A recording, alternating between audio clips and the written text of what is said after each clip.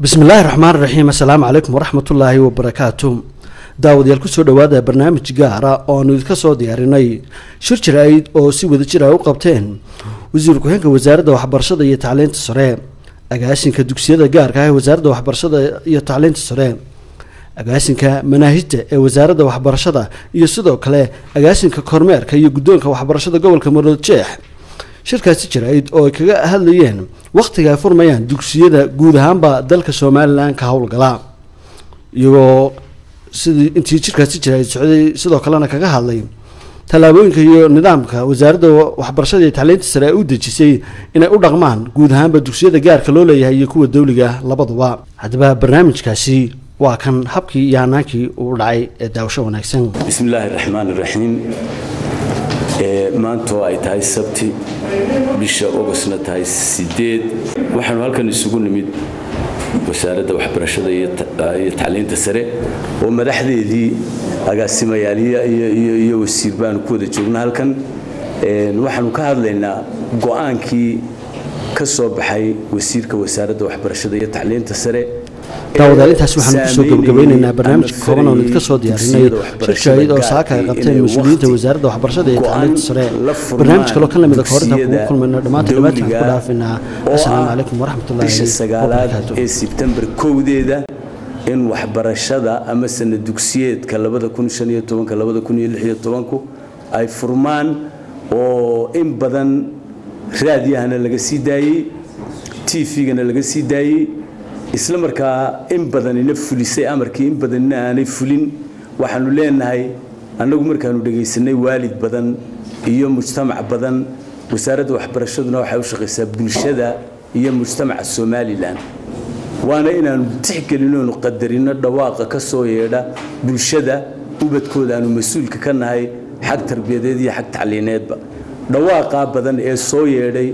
wuxuu noqday mid na saameeyay dibadna go'aanka wasiirku ka soo saaray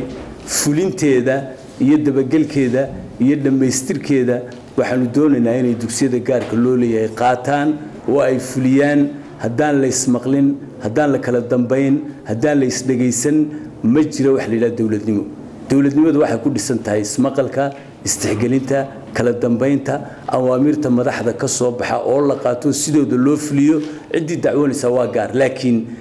wasiirka meel ka sarreysa wasaaradda waxbarashada iyo tacliinta sare ma jiro amar buu bixiyay TV-ga laga sheegay idaacadda laga sheegay anigu waxaan agaasimay waxbarashada gaarka ah waxa jooga agaasimay kormeerka waxa jooga agaasimay manaahijta waxa jooga gudoomiyihii waxbarashada gobolka bari waxa jooga gudoomiye ku-xigeenkii wasiir ku-xigeenkii wasaaradda waxbarashada iyo tacliinta sare wuu jooga waxaanu cod gaaban iyo cod dheerba ku leenahay waar go'aanka iyo qaraarka wasiirku soo saaray sideeda ha loo fuliyo midayn badan oo dambana way jirtaa laakiin way iman doontaa ooda dhacmeedna si ay u kala sareeyaan baa loo kala gura maanta hadii la yiri public iyo private ba maalin hal wada furo de waa nidaam iyo dastuur iyo siyaasad waxbarashadeed maadaama private ku hoostira waxbarashada maamulkeediina waxbay la qabaan waxbay la wadaagaan amarkana waa inay la fuliyaan oo qaataan sidaas waa inta nabad jirta lagu wada dhaqmayaa waar iskuuladii amarka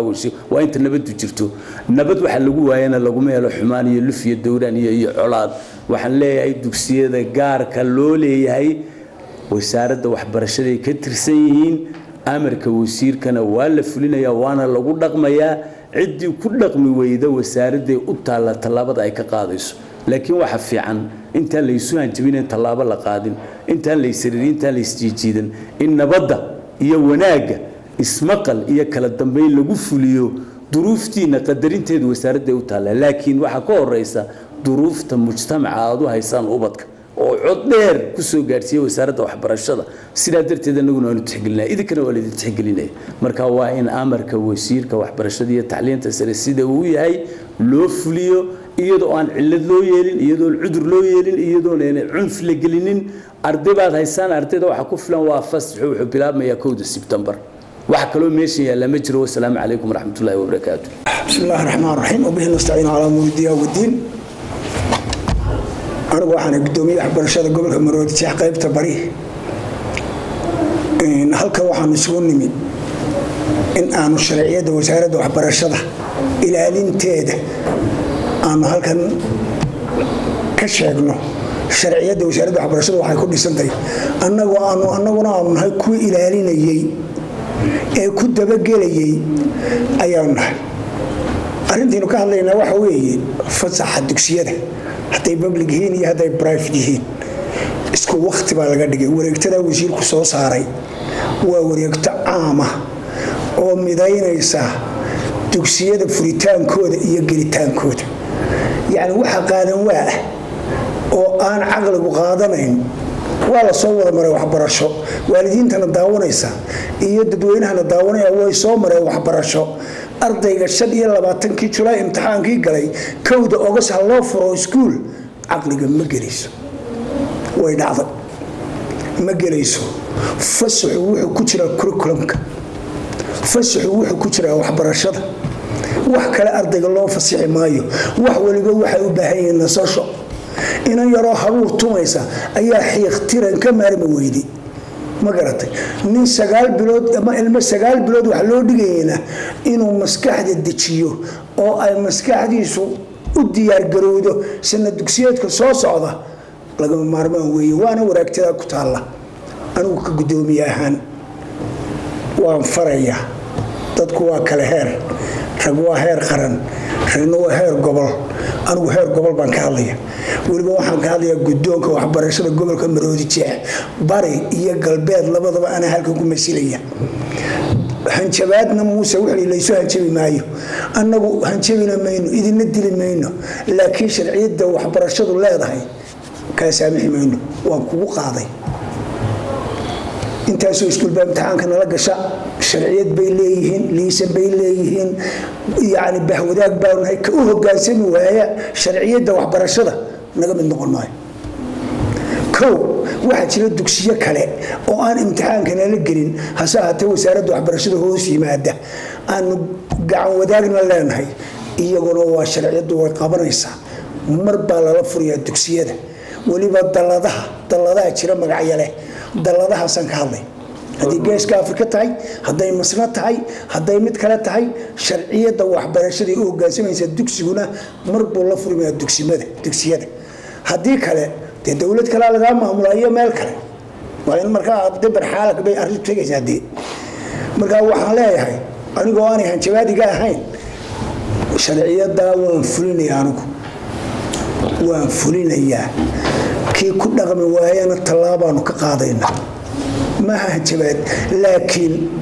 wixii sharcigu marinayo baanu marinaynaa والسلام عليكم ورحمة الله وبركاته. بسم الله الرحمن الرحيم والصلاة والسلام على أشرف المرسلين سيدنا محمد وعلى آله وصحبه وسلم. ما أنت هل كان وحنا فردنا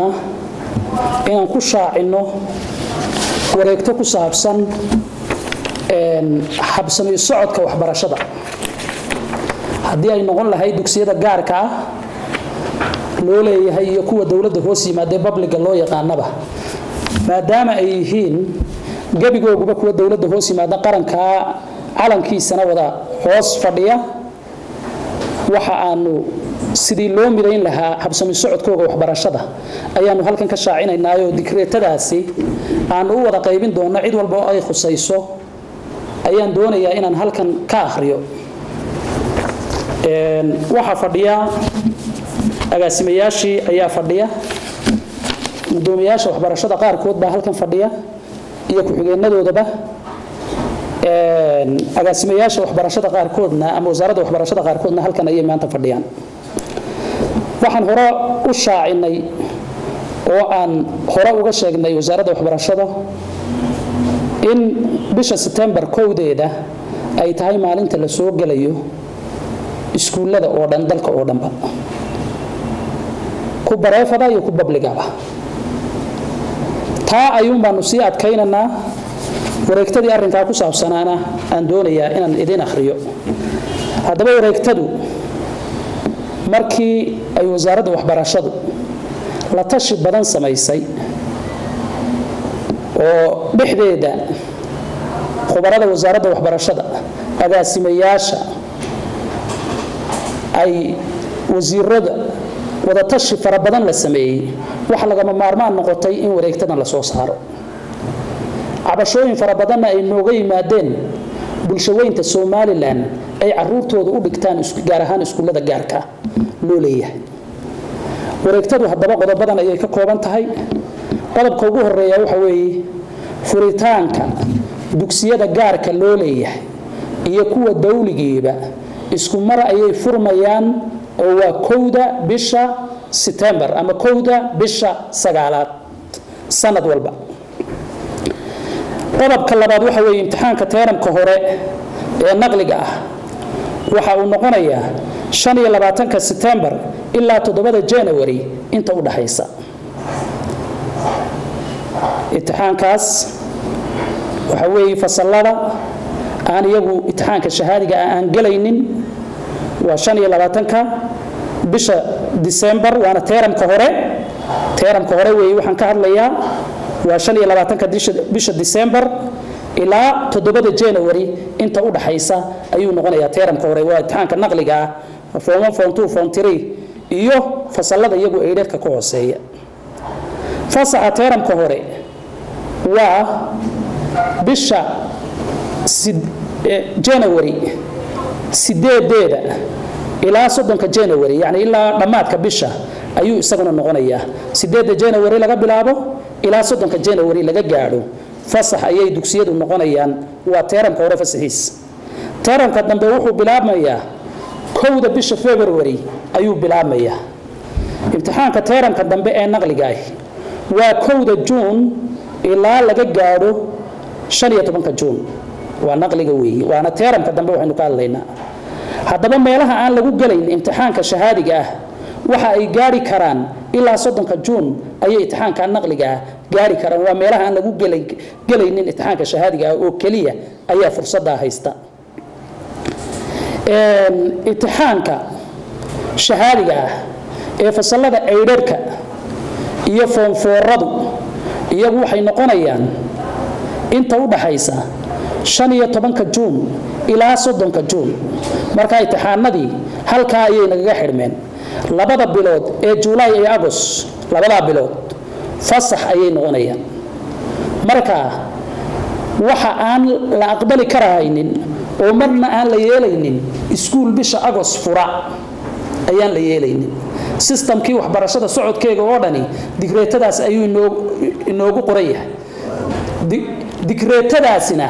waa waxaan iskuulada oo dhan u qaybin doono waxa ilaa maantada aan taaganahay way ku dabaqan tahay digreetadaasi ee wax lagu dabaqayo ma aha sanadka dambe ma aha oo hadii uu tusaale ahaan jiro iskuul furani maanta waxa weeye digreetadaas ayuu raacayaa oo ah in 1 September la furayo iskuulka oo waa inuu xidhaa haduu jiro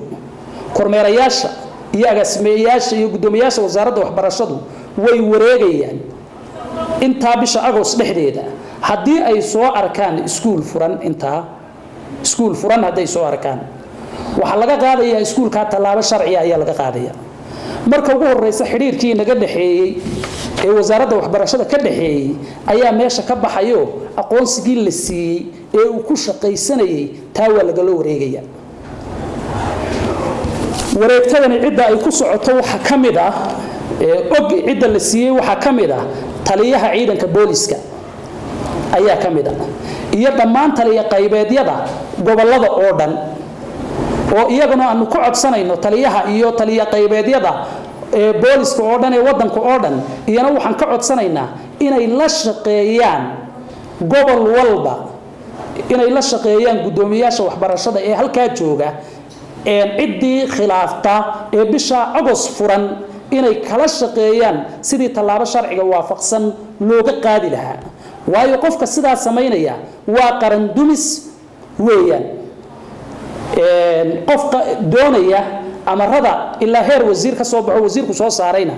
qofka doonaya inuu jabiyaana barina wax kale ayuu ku talaabsan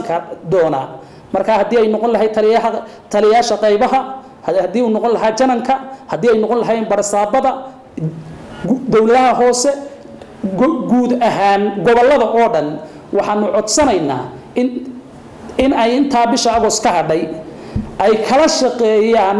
iskuulada ku dhiiranaya inay furaan aan u hoggaansamaynin amarada wasaaradda waxbarashada aad iyo aad baad u mahadsantihiin waxaana rajaynayaa inaynay halkaa inala gaari doonin oo aad u hoggaansami doontaan oo aad qaadan doontaan amarada wasaaradda waxbarashada ka soo baxay iskuullada aan la gelin iskuullada aan imtixaanka nala gelin sida dalladda qarniga afriqiya la yidhaahdo ama geeska afrika la yidhaahdo iyana xidhiir baa naga dhexeeya oo waxa weeyaan imtixaanka waa soo xereeyaan marka dambena xafiiska imtixaamaadka warqad ayay ka qaataan marka marnaba cid aan hoos imanaynin ma jirto ma aqbalayno waan idinka yaraa system duwannahay waa idinka nidaam duwannahay iyo markii horeaanu ku habsaanay lacagta gurashadeedii iyo waxa aqbali mayno labada inanay aqal ka soo wada toosaya ee midna babliga uu tagayo iskuulka Faarax Umar tusaale ahaan uu tagayo midna tusaale ahaan uu tagayo iskuulka Aljazeera oo kale uu tagayo labada inanoo walaali inuu ninna seexdo hurdo ka kalena uu soo kaco waxa weeyaan systemka ayaa qaldamaya nidaamka qaldamaya waxbarashada qaldamaysa wax loo dul qaadanayaana haba yaraatee ma jirto idina waxaan idinka codsanaynaa fulin wanaagsan adeecid wanaagsan habsami socod wanaagsan inaynu wada yeelano annagu wax dagaal oo haba yaraatay aan idin jirnaa ma jirto systemka iyo dawladnimada iyo qaranka iyo wixii madaxweynaha Jamhuuriyadda Soomaaliland uu noo igmaday ayuun baan fulinaynaa aad iyo aad baad u mahadsantihiin daawadayaal intaas waxaan ku soo gabagabeynaynaa barnaamij kooban oo idinka soo diyaarinay shir jaayid oo saaka ay qabteen mas'uuliyiinta wasaaradda waxbarashada iyo tacliinta sare barnaamij kale oo ka lamid ah koorinta kugu kulmayna dhamaantii waxaan ku dhaafinaa assalaamu calaykum waraxmatullaahi wabarakaatuh